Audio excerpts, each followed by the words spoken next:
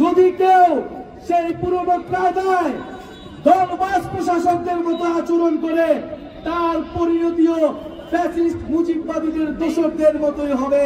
বন্ধুগণ, আমরা এই বগুড়ায় এসে শুনতে পেয়েছি যে বগুড়ার প্রশাসন নিরপেক্ষ আচরণ করছে না।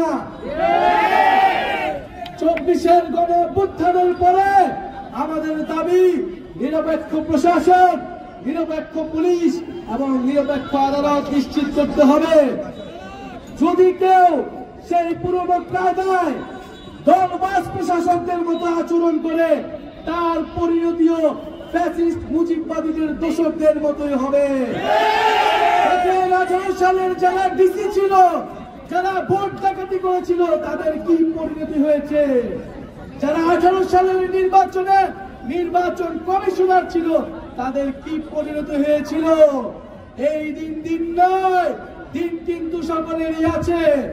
এই গণঅভ্যুত্থানের 1 বছরের মধ্যে যদি আপনারা ভুলে যান ছাত্র জনতার ক্ষমতা কতটুকু, তাহলে আপনারা আবারও ভুল করছেন। এই বগুড়ায় কোন দলবাজ প্রশাসকের, কোন দলবাজ পুলিশ অফিসারের স্থান হবে না।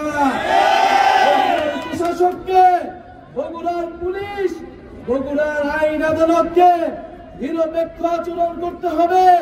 কোন মানুষের পক্ষে থাকতে হবে, কোন দলের পক্ষে থাকা যাবে না।